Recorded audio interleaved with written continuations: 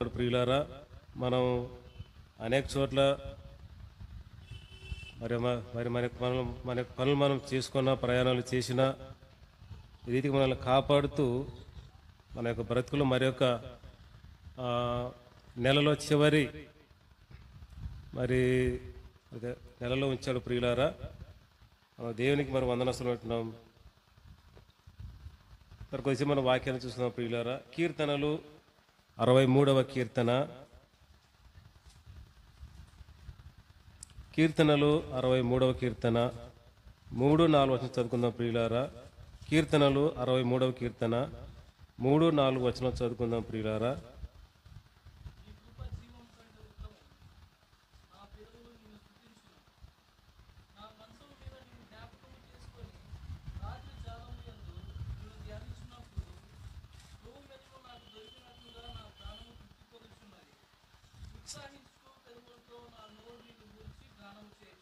చాలా చిన్న మరొక ప్రార్థన చేస్తున్నాం. ప్రియులారా, వాక్యం కొరకై.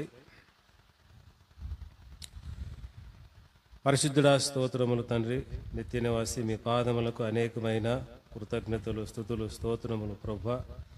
ఆయన గడిచిన దినాలన్నింటిలో కాపాడితే ప్రభువా, పనులు చేస్తుండగా, ప్రయాణములు చేస్తుండగా ఆయా ప్రదేశాలలో నాయన మా యొక్క పనుల నిమిత్తం మేము ఉండగా మీరు ఎంతగానో కాపాడి తిరిగి మా యొక్క బ్రతుకులు మరొక దినాన్ని ఇచ్చారు. మీ దినము ప్రభువా.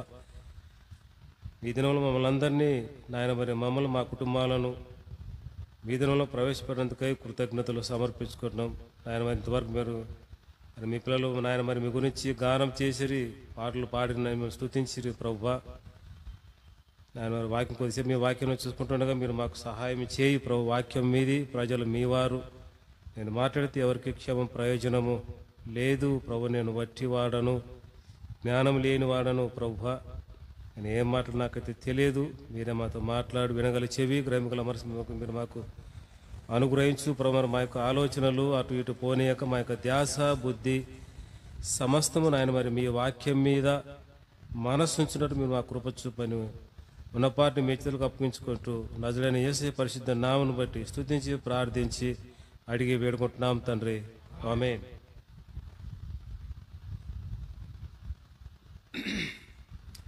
నీ కృప జీవము కంటే ఉత్తమము, నా పెదవులు నిన్ను స్తుతించును.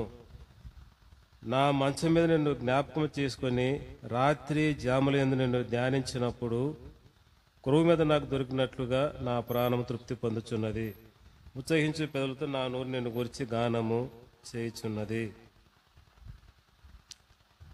నీ కృప జీవము కంటే ఉత్తమము, నా పెదవులు నిన్ను స్తుతించును.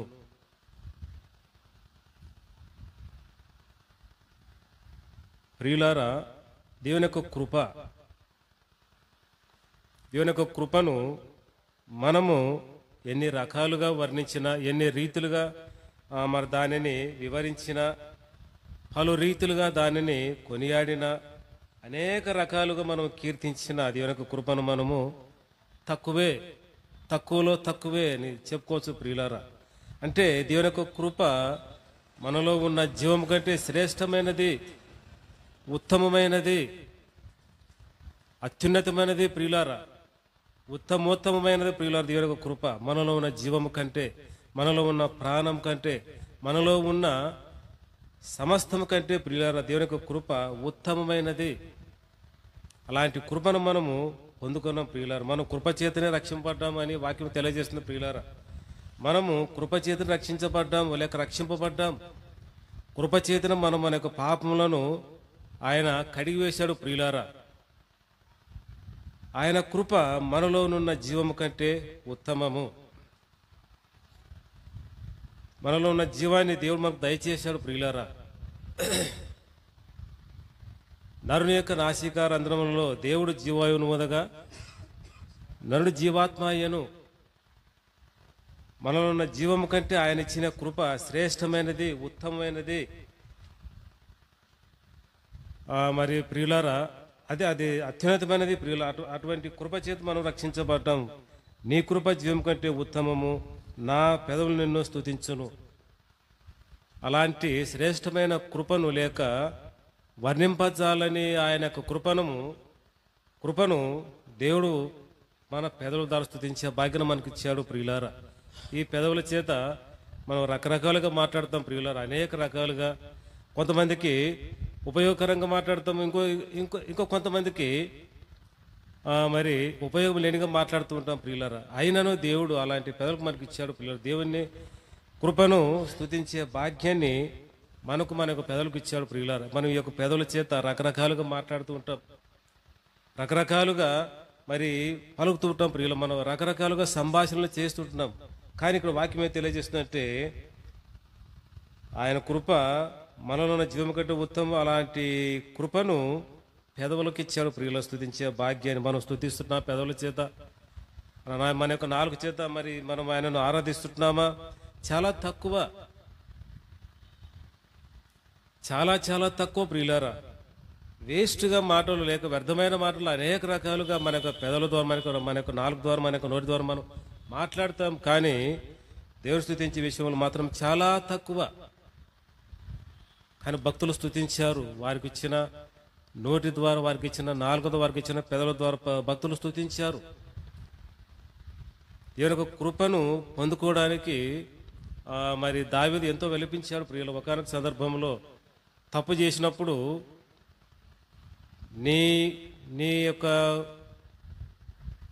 కృపనిచ్చి నన్ను దూరం చేయొద్దు, లేక నీ యొక్క కృపను అనుచి దూరం చేయొద్దని వెలిపించాడు ప్రియుల భక్తుడైన దావీదు.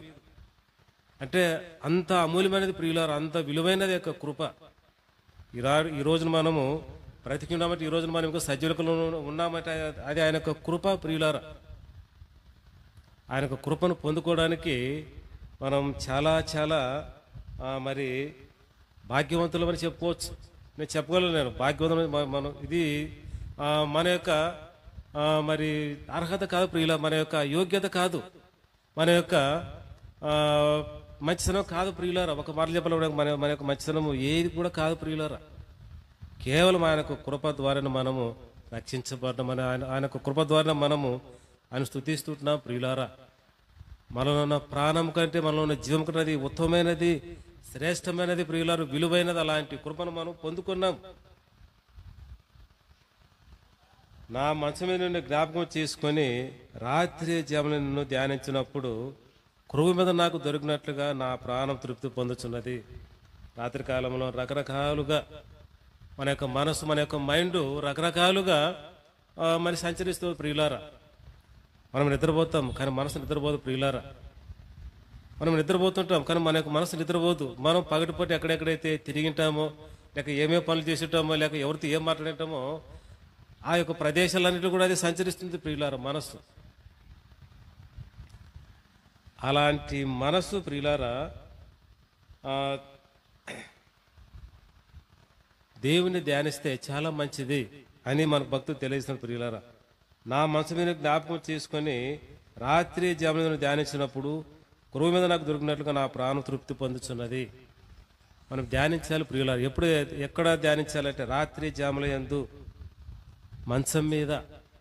మన మంచం మీద కూర్చొని చాలామంది కూడా ఎదుటి వ్యక్తిని ఎలా పడగొట్టాలి, ఎదుటి వ్యక్తి ఏ విధంగా నేను కీడు చేయాలి, ఎదుటి వ్యక్తికి మరి ఏ విధంగా హాని చేయాలి, ఎదుటి వ్యక్తి ద్వారా నేను ఎలాంటి సహాయం పొందుకోవాలని ఈ రీతికి మనము ఆలోచన చేస్తాం. కానీ భక్తుడైతే నా మంచం మీద నేను జ్ఞాపకం చేసుకొని రాత్రి జామున ధ్యానించినప్పుడు మనం ధ్యానించాలని ప్రియులారా.